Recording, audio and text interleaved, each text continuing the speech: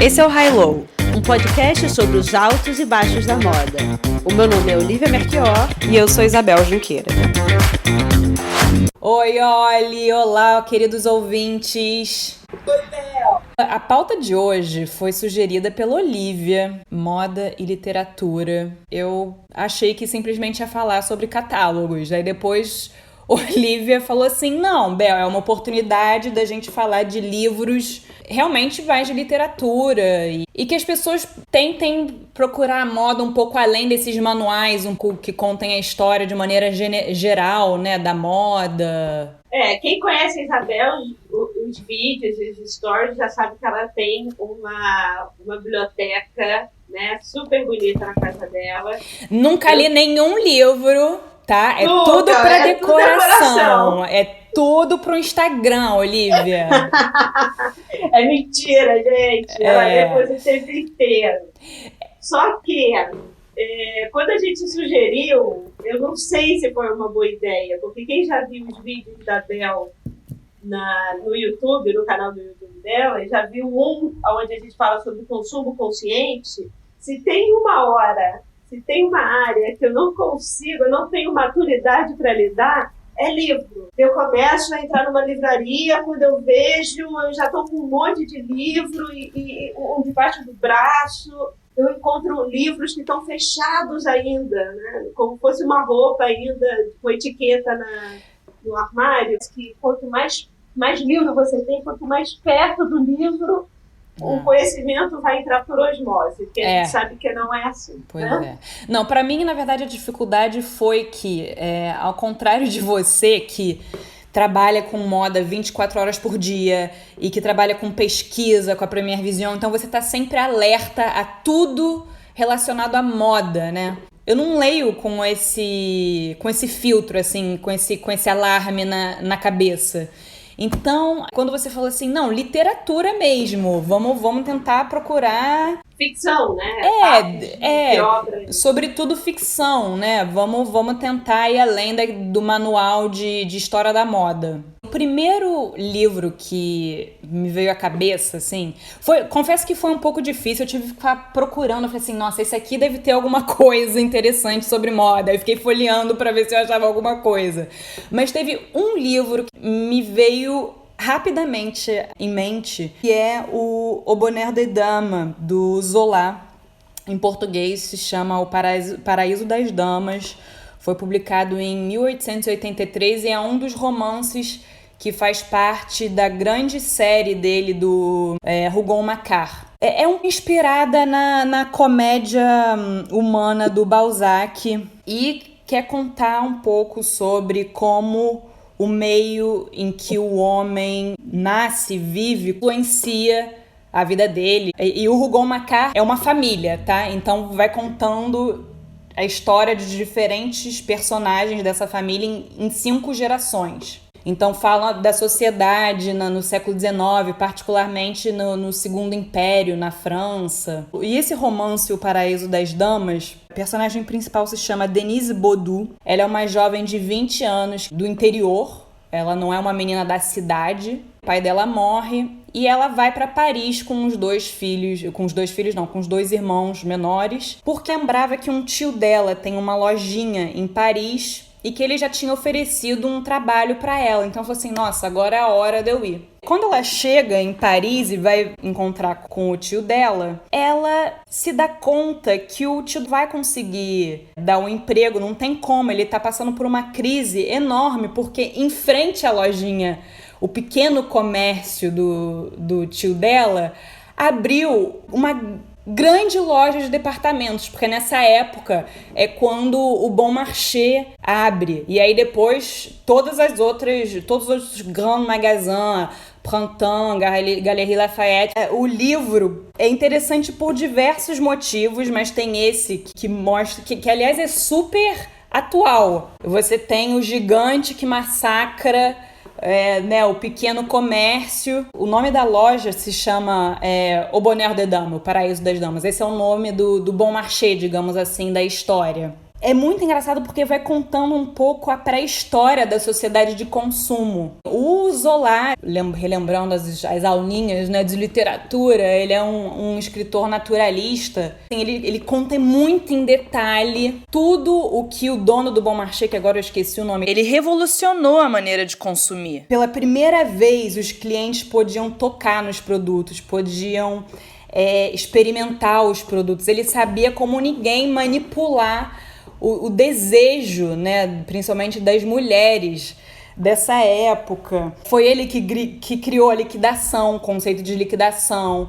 Foi ele que criou a ideia de você ter uma moda de primavera, verão, outono, inverno.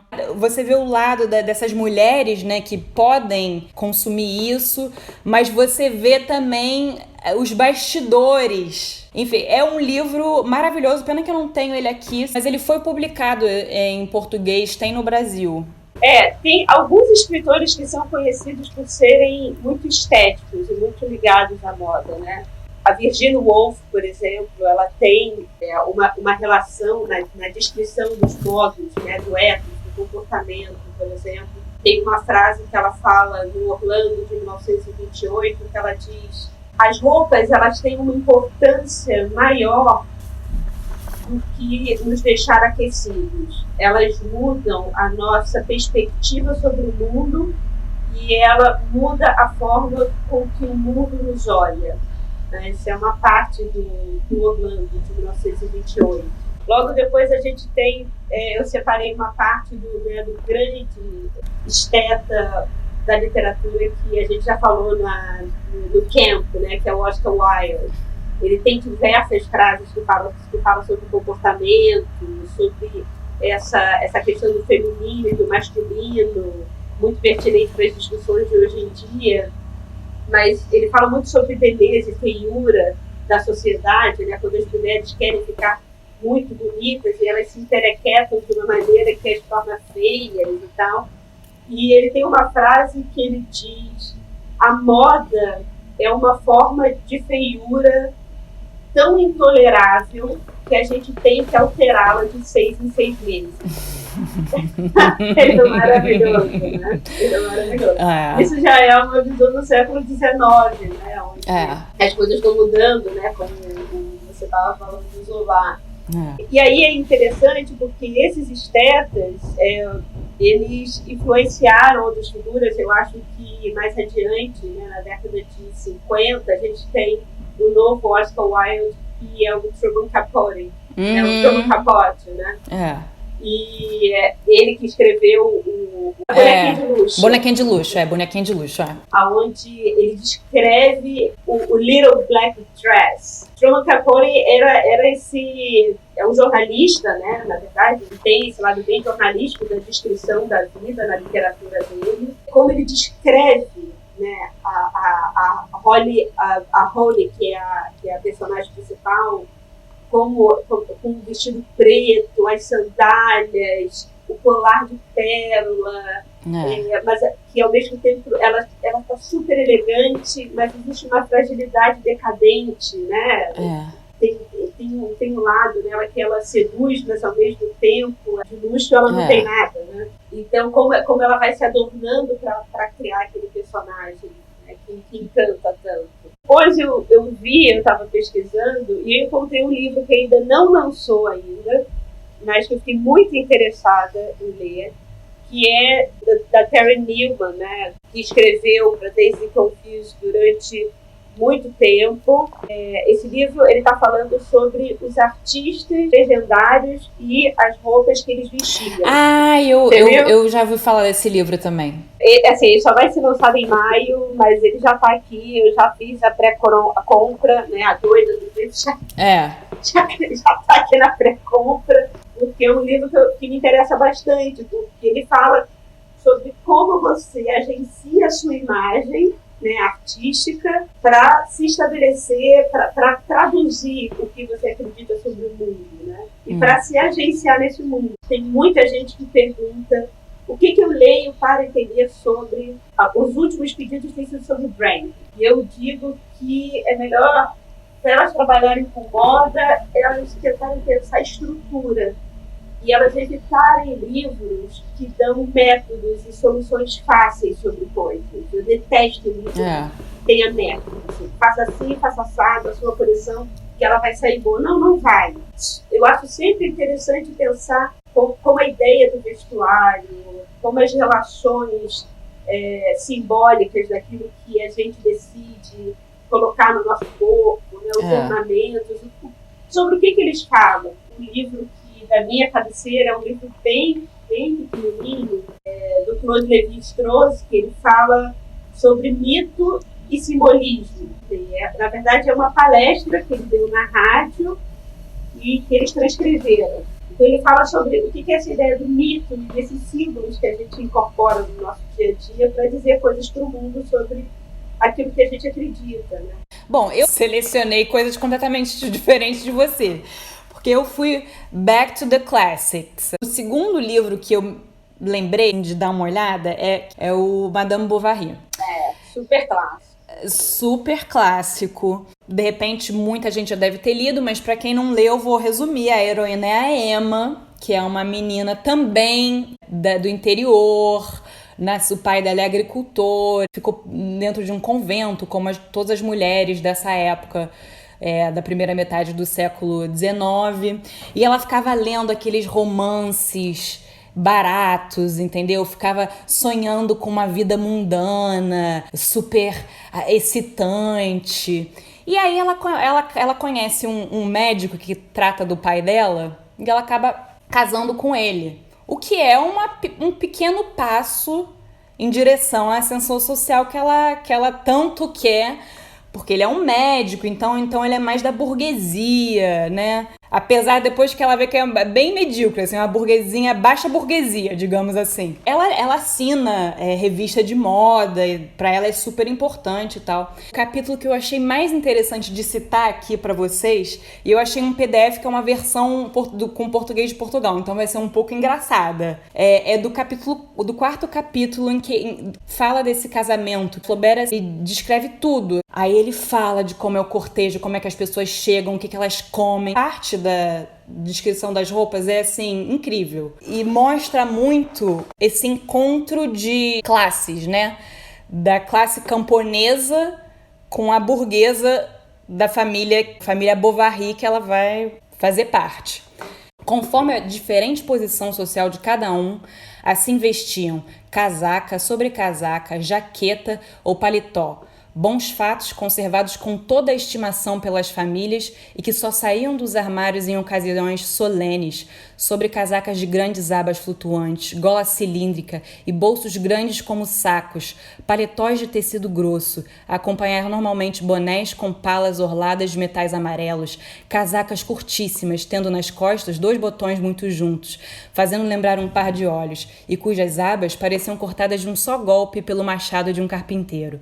Alguns ainda, mas esses evidentemente deviam tomar lugar às cabeceiras da mesa, tinham blusas de cerimônia, isto é, com a gola voltada sobre os ombros, as costas enrugadas com preguinhas e a cintura marcada muito embaixo por um cinto cozido. E aí ele vai falando que toda essa gente estava tosqueada de fresco, mostrando as orelhas salientes, as barbas bem raspadas, e até alguns que se tinham levantado antes do amanhecer, sem luz suficiente para se barbear, ostentavam golpes em diagonal por baixo do nariz. Enfim, as pessoas realmente da cidadezinha da Emma, né? Nossa, o esforço, sabe? Como elas estavam com gosto de se vestir para essa ocasião.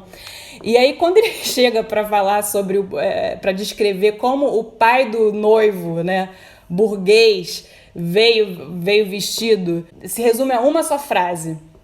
Conta ao senhor Bovary pai que, desprezando intimamente toda aquela gente, viera simplesmente de sobrecasaca, com uma única carreira de botões de corte militar, passou o tempo a dirigir galanteios de botequim a uma jovem camponesa loira. Maravilhoso!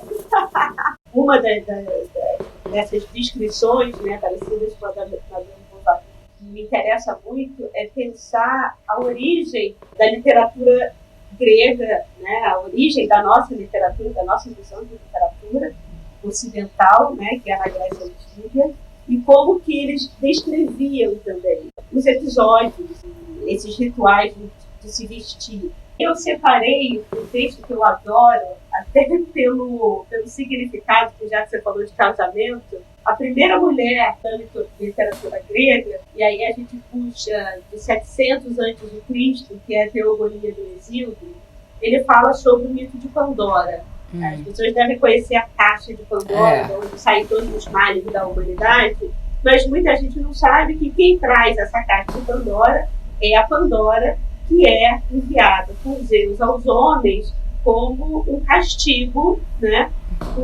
Porque Prometeu, ele rouba o fogo, né? Que é a ideia da sabedoria, engana Zeus, e Zeus fala, ok, você me enganou, mas agora você vai sofrer pro resto da sua vida. E ele cria a mulher, e na hora que ele cria a mulher, ele envia os homens que até então viviam no paraíso, felizes e contentes, né? Eram só homens vivendo. Aí chega Pandora com a caixinha dela. O Hefesto, né, que foi designado por Deus para criar a mulher, e isso que também me fez curiosa para entender por que Palas Atená que estava vestindo a Pandora. Né? Porque Palas Atená é a deusa da guerra. E depois eu fui entender que as deusas da guerra eram também as deusas dos tecidos, da tecelagem. Porque é no tecido em si, esse simbolismo, que você cria a ideia de civilização. Né? A memória de um grupo, os símbolos que são construídos no vestuário de um grupo é o que os une também. O trecho da Teogonia diz o seguinte: a deusa Atená, de olhos garfos, cingiu-a ou costurou-a e ornamentou-a com um alvo vestido, cobriu-a desde a cabeça com um véu admirável, feito à mão, maravilha de se ver, com coroas frescas e encantadoras, feitas de flores, cobriu-lhe a fonte Palas Atená. À volta da cabeça, colocou-lhe uma coroa de ouro que o ínclito Efigeu fabricou, ele próprio, lavrando-a com as suas mãos hábeis para agradar a Zeus, pai. Nela gravou inúmeros louvores artísticos, maravilha de se ver, monstros sem conta que a terra cria ou o mar. Desses, esculpiu eles imensos, e em todos a graça brilhava, uma maravilha, semelhantes a seres vivos dotados de voz. Ela desce de branco, a primeira mulher, ela desce de branco, com véu, com uma coroa de flores na cabeça. Ou seja, desceu a noiva vestida pela deusa da guerra para acabar com a vida dos homens. E aí tem uma outra parte, falando aí da Grécia Antiga, que eu adoro, é que a Guerra de Troia, quando ela está acontecendo, existe uma rixa nos deuses, né? E na verdade Zeus não está nem aí para os mortais, e ele quer que a guerra se dane, né? Isso eu já estou lendo na Ilíada, né? do Homero. A Hera fala, olha só, eu não aguento mais ver todo mundo morrendo. Ela estava do lado dos espartanos, ele meio que ajudando os troianos, e aí Hera chega e fala, não, eu tenho que acabar com isso. Esse massacre não pode mais acontecer. Só que enquanto Zeus estiver querendo que a guerra continue, né, e mexendo seus pauzinhos lá na terra, isso não vai acontecer. Ou seja, eu tenho que fazê-lo dormir ou tirar a atenção dele da guerra. E aí, como é que ela faz isso? Ela se veste, né, da maneira mais sedutora possível, que é chamando como? Palas Atená. Aí eu vou ler para você. Ela tem que seduzi-lo e tem que levá-lo para a cama. É literalmente isso. Ela fala, eu vou seduzi-lo, vou levá-lo para a cama, e aí ele vai parar de interferir na guerra, e aí os espartanos podem talvez ganhar essa guerra. Aí ela fala, refletiu em seguida Hera, rainha com os olhos de plácida toura, sobre como poderia iludir a mente de Zeus, detentor da égide. E essa foi a libertação que a seu espírito pareceu a melhor. Ir até a Uida, depois de ter lindamente se embelezado a si própria, na esperança de que ele desejasse deitar-se em amor com um pouco dela, pelo que lhe derramaria sobre as pálpebras e sobre a mente manhosa um sono suave e sem perigo. Ou seja, eu vou lá atacar, levar para a cama, dou boa noite Cinderela, depois a Palas Atena e a Afrodite vão ajudar Hera, porque elas também querem que a guerra acabe. E aí ela fala: com ambrosia limpou primeiro da pele desejável todas as imperfeições e ungiu-se com suave azeite ambrosial, dotado de especial fragrância. Bastava agitá-la no palácio do bronze chão de Zeus para que o seu perfume chegasse ao céu e à terra. Foi com isso que limpou o belo corpo, penteou o cabelo e com as mãos entreteceu tranças brilhantes, belas e ambrosiais. Tudo é ambrosial. Tudo é Claro! Depois vestiu uma veste ambrosial que Atena lhe tecera com alta perícia, urdindo muitos bordados. Ajustou-a ao corpo com pregadeiras de ouro, cingiu a cintura com uma cinta de 100 borlas e nas orelhas bem furadas colocou brincos triplos de contas parecidas com amoras. Muita beleza refulgia. Com um véu por cima se cobriu a divina entre as deusas, belo e fulgurante. Sua cor tinha a brancura do sol. Nos pés resplandecentes calçou as belas sandálias. E do peito desatou a cinta bordada e colorida, na qual estavam urdidos todos os encantamentos. Nela está o amor, nela está o desejo, nela está o namoro e a sedução que rouba o juízo aos mais azuizados. Aqui tens, pões no teu peito essa cinta colorida, na qual todas as coisas estão urdidas. Afirmo que não regressarás com aquilo que desejas cumprir. Olha. É isso, entendeu? Se veste para matar, leva o cara pra cama, boa noite, Cinderela, faz o teu. Né? Desde 700 a.C. Mas vamos agora puxar pro meu lado, pra minha sardinha, que você tá vendo que porque eu fui fundo aqui nos franceses, né? Foi, né? E assim, mas é porque realmente, século XIX para literatura e moda é tudo. E século XX também, com o Proust. Perfeito. Né? Proust ali é a virada, né, dos séculos. E para ele, mais do que uma ferramenta literária, né, essa descrição da roupa, é quase um personagem. E eu queria falar em particular de uma personagem do Em Busca do Tempo Perdido, que é a Duquesa de Guermantes. Esse é um personagem que ele conhece, o narrador, né, de toda a saga, conhece desde pequeno, assim, e sempre é fascinado, ele se apaixona por ela e tal, um momento. E ela é uma mulher da alta sociedade em Paris, que dita as modas, que ele diz num dos livros, que eu acho que é A Prisioneira, que é o 5º. Ele fala assim, ela é a pessoa que foi mais longe na arte de vestir. Aí ele descreve que não eram essas toaletes. Toaletes aqui no caso não é banheiro não, tá, gente? Toalete é tipo esse ato de você se preparar e tal.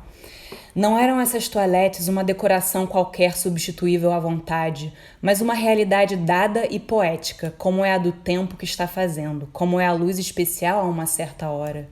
De todos os vestidos ou robe de chambre que usava a senhora de Guermantes, os que mais pareciam obedecer a determinada intenção, ser providos de significação especial, eram os que Fortuny fez segundo antigos desenhos de Veneza. E assim, ele é obcecado pelos vestidos Fortuny, Olivia.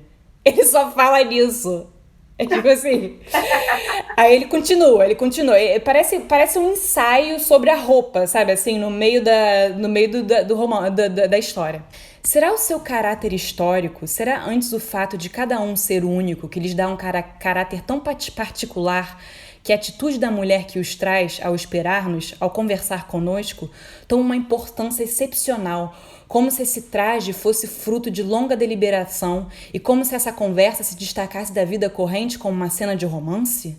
Nos de Balzac, vemos heroínas pôr de caso pensado tal ou qual vestido no dia em que devem receber tal visitante. Os vestidos de hoje não têm tanto cunho, exceção feita para os de Fortuny. Nenhuma imprecisão pode substituir a descrição do romancista, porquanto um vestido desses existe realmente e os seus menores desenhos são tão naturalmente escolhidos quanto os de uma obra de arte. Antes de pôr este ou aquele, teve a mulher que fazer uma escolha entre 2 vestidos, não mais ou menos parecidos, porém profundamente individuais, cada qual e é que se poderia dar nome. Mas eu queria muito falar da Madame de Guermantes porque ela foi inspirada em várias mulheres da época do Proust, em particular a principal referência é a Condessa de Greffulhe. A Condessa de Greffulhe ganhou uma exposição, porque o guarda-roupa dela está na coleção do Galliera, aqui em Paris. Então teve uma exposição dela há uns 3 anos, talvez. Olivia, você viu essa exposição no Galliera? Qual era o nome? La Mode Retrouvée, chama. Aí é o guarda-roupa da Condessa. Aí você vê a personalidade da pessoa, porque ela meio que encarnava tradição e avant-garde ao mesmo tempo. Ela era uma mulher excepcional. Tem várias biografias sobre ela. Foi uma grande mecenas. Foi ela que trouxe Ballet Russe para Paris. Ela que bancou Marie Curie, sabe assim? Ela era realmente uma mulher fascinante. E o Proust era louco por ela. E ela fazia misteriosa, não deixava ele muito chegar perto. E aí, finalmente, ela deixa. Eles se encontram uma vez porque ela estava com interesses literários. Aí, obviamente, ela queria, enfim, a ajuda, os conselhos do Proust. E aí, coitada, ele foi, e assim, aí ele teve acesso, falou com os empregados e tal. E aí, em um dos livros, que é super inspirado nela, ele fala sobre os casos extraconjugais do marido dela. Então, ela que passava, assim, pela mulher que porque ela era realmente... Ela ditava moda. Ela chegava, assim, no Worth, no Fortuny, em Lanvin. Todos os estilistas chegavam, assim, mostravam tudo que eles tinham feito e tal. Ela falou assim, olha, não, eu quero algo novo. Assim, ela não queria algo que já estava na moda. Ela criava moda. Tudo que todo mundo estava usando, ela não queria. Ela queria o oposto. Então, eu queria sugerir também, aí a gente não está mais na literatura, é o catálogo, que é maravilhoso. É interessante você falar do século XIX, início do século XX, né? Você puxou o Proust, ele é quase eu não sei se a gente pode falar que ele é um romântico. Ele tem essa visão de mundo trágica, né? E esse olhar sobre o comportamento dessa sociedade que começa a se estabelecer na rua e não apenas nas cortes, na aristocracia, né? O homem comum, né? Da onde a gente também vê o Baudelaire, que tem esse olhar do Flaubert. Uma vez eu estava fazendo uma pesquisa para uma aula e eu me deparei com um diálogo escrito no século XIX por um poeta italiano chamado Giacomo Leopardi. Uhum. Eu não sei se você conhece, mas eu adoro. É um diálogo entre a morte e a moda. Chama Diálogos da Morte com a Moda. Mas o negócio é da moda, chegando para a morte, falando, olha só, me olha aqui, por que você não está me olhando? E a morte no início fica assim, minha filha, sai daqui. Literalmente ela fala, cai fora, não tem nada a ver com você. E a moda fica convencendo a morte de que elas são irmãs. Depois a gente vai colocar também, né, o que faz total sentido, né? Faz total sentido, que é, por exemplo, o que o Oscar Wilde falou antes, né? A moda é uma coisa tão feia que ela tem que ser morta e refeita a cada 6 meses. Lembrando desse diálogo do século XIX, eu lembrei de um poema do nosso ilustríssimo Carlos Drummond de Andrade, que chama Eu, Etiqueta. Eu vou ler rapidinho. Gente, a gente está muito declamando poesia. Uau! A gente é muito chique, né? Vai fundo. Moda é ser intelectual também. Eu, Etiqueta. Carlos Drummond de Andrade. Em minha calça está grudado um nome, que não é meu de batismo ou de cartório. Um nome estranho. Meu blusão traz lembrete de bebida que jamais pus na boca nessa vida. Em minha camiseta, a marca de cigarro que não fumo. Até hoje não fumei. Minhas meias falam de produto que nunca experimentei, mas são comunicados a meus pés. Meu tênis é proclama colorido de alguma coisa não provada por esse provador de longa idade. Meu lenço, meu relógio, meu chaveiro minha gravata e cinto, e escova, e pente, meu copo, minha xícara, minha toalha de banho e sabonete, meu isso, meu aquilo, desde a cabeça ao bico dos sapatos. São mensagens, letras falantes, gritos visuais, ordens de uso, abuso, reincidência, costume, hábito, premência, indispensabilidade. E fazem de mim homem anúncio, itinerante, escravo da matéria anunciada. Estou na moda. É duro andar na moda, ainda que a moda seja negar minha identidade, trocá-la por mil, assambarcando todas as marcas registradas, todos os logotipos do mercado. Com que inocência demito-me de ser eu, que antes era e me sabia tão diverso de outros, tão mim mesmo, ser pensante, sentinte e solidário com outros seres diversos e conscientes de sua humana, invencível condição. Agora eu sou anúncio, ora vulgar, ora bizarro, em língua nacional ou em qualquer língua. Qualquer, principalmente. E nisso me comparo, tiro glória de minha anulação. Não sou, vê-la, anúncio contratado. Eu é que mimosamente pago para anunciar, para vender em bares, festas, praias, pérgolas, piscinas. E bem à vista exibo esta etiqueta global no corpo que desiste de ser veste e sandália de uma essência tão viva, independente, que moda ou suborno algum a compromete. Onde terei jogado fora meu gosto e capacidade de escolher? Minhas idiosincrasias tão pessoais, tão minhas, que no rosto se espelhavam, e cada gesto, cada olhar, cada vinco de roupa, sou gravado de forma universal. Saio da estamparia e não de casa. Da vitrine me tiram, recolocam.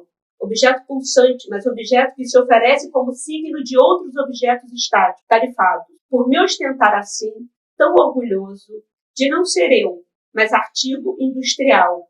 Peço que meu nome retifiquem. Já não me convém o título de homem. Meu nome novo é coisa. Eu sou a coisa. Coisamente. Esse é muito atual, é maravilhoso. Saindo um pouco das grifes e da logomania, eu queria falar sobre a autobiografia de um estilista. Eu não costumo muito a ler biografia, autobiografia em geral, mas eu tive que ler a autobiografia do Yamamoto, que chama My Dear Bomb, para fazer uma matéria em 2011. Esse livro saiu em 2011.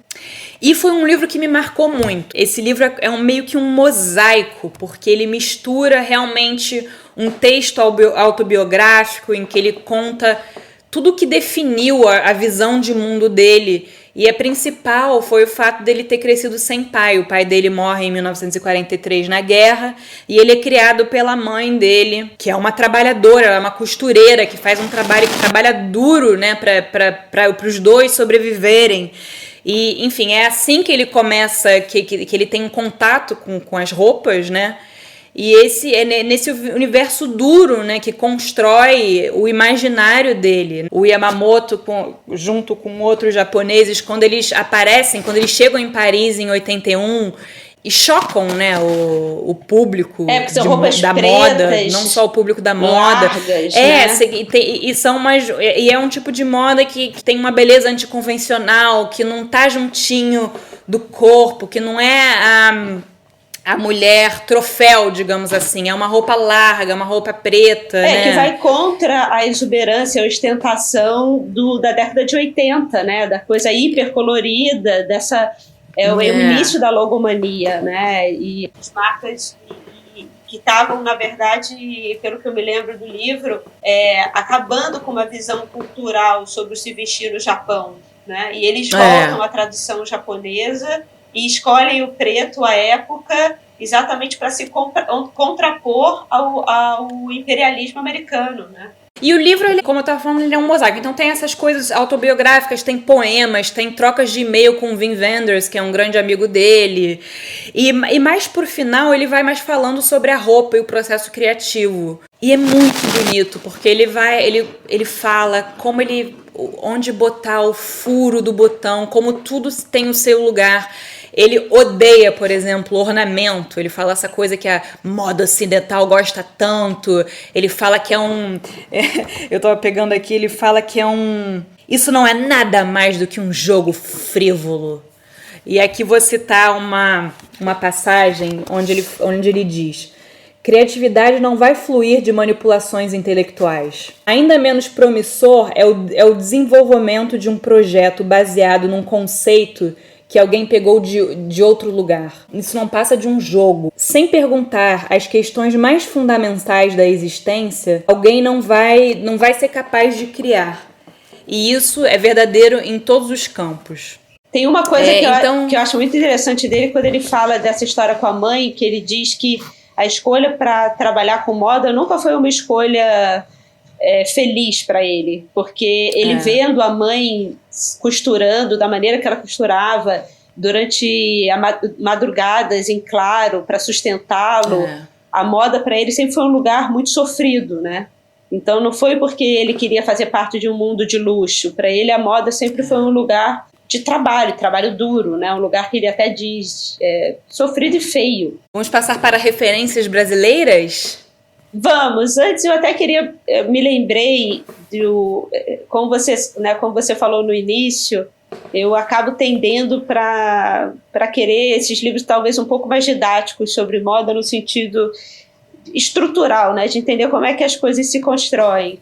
E aí quando ele fala que essa moda é um jogo, para quem se interessar, né, eu sempre falo que para mim o início da moda, como a gente a entende até hoje em dia, desse jogo, é na corte de Versailles, do Rei Sol, né, Luís XIV, e tem um livro em especial que foi bastante emblemático para mim, para eu entender a estrutura do sistema de moda, e não foi aquele chatíssimo do Roland Barthes, que é o sistema de moda, porque eu acho chatíssimo, desculpe, foi a Sociedade de Corte do Norbert Elias, onde ele fala sobre como a necessidade de se manter no poder do Luís XIV como um rei absolutista, ele teve que criar a ideia de etiqueta e fazer com que essa etiqueta se modificasse constantemente para que ele criasse essa ideia de distinção de quem estava mais próximo dele saberia se portar e quem estava mais longe dele seria ridicularizado. E o Norbert Elias, ele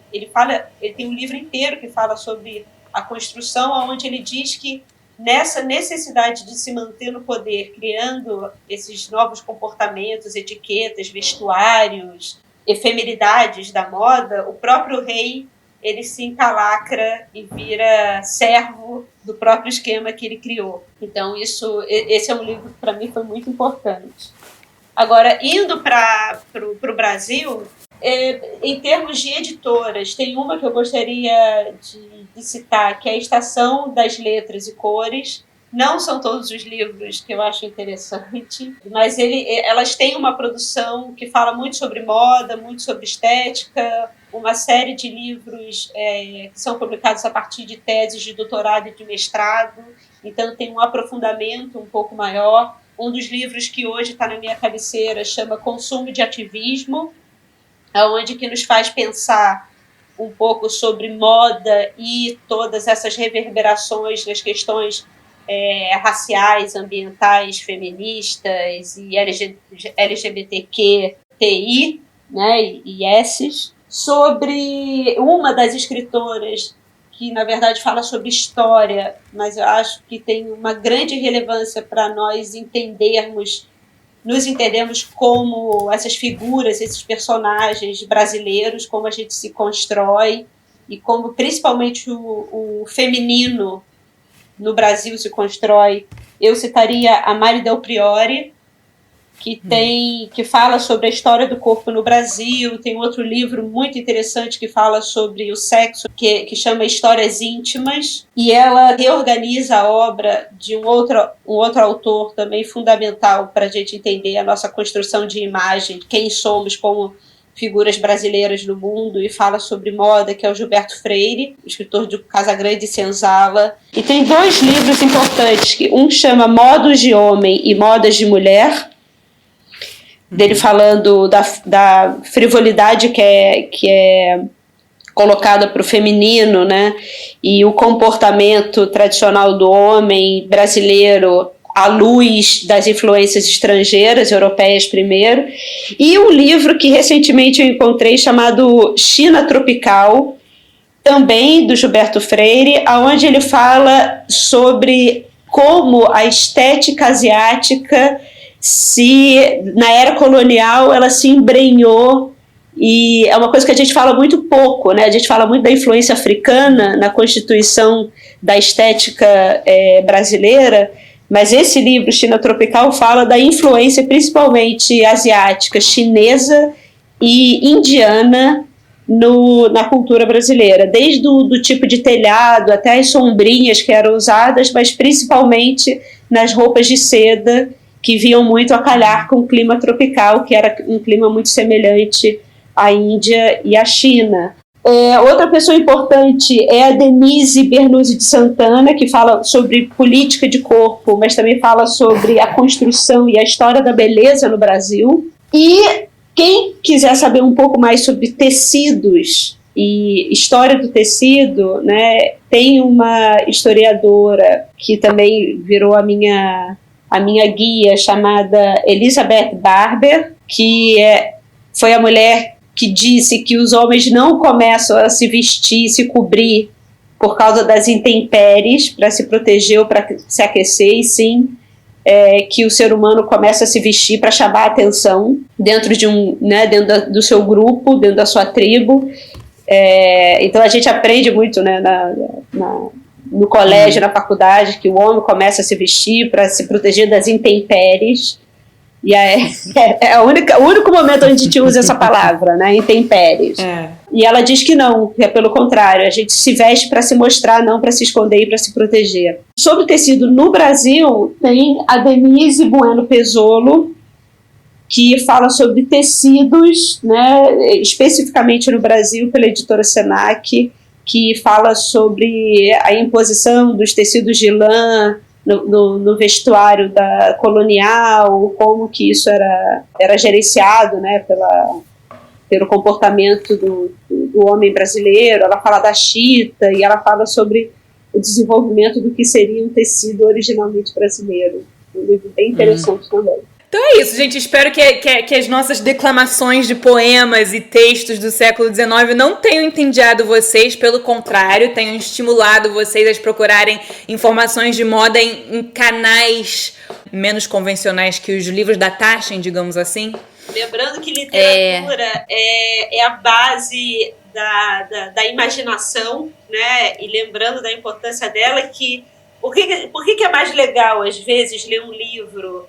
Porque não é imagem dada. Então, quando existe essa descrição do personagem, você cria o seu próprio personagem, você vai construindo e usando essa imaginação para criar uma estética própria, né? Que não é aquela estética já, olha aqui, a fulana é assim. E lembrando que literatura e moda sempre estão andando juntas. A Prada, em 2014, fez para lançar a linha de óculos, né? Ela fez um concurso literário muito bacana, e que os livros também são a base de muitos dos filmes que inspiram a moda, né? São as versões filmadas, como Laranja Mecânica, O Psicopata Americano, Oliver Twist, Bonequinha de Luxo, que você mencionou. Então, acreditem na literatura e fujam um pouco dos livros que criam métodos, faz assim, faz assado, faz assado, faz assim. E como sempre, vou aqui falar do nosso site, highlowpodcast.com, onde a gente vai botar todas as referências que a gente citou hoje. Hoje foram muitas, né? Sigam a gente também no nosso Instagram, @highlowpodcast. Enviem pautas pra gente, que a gente sempre pega as ideias de vocês. E é isso. Um beijo, até a próxima, Olivia. Beijo, Bel.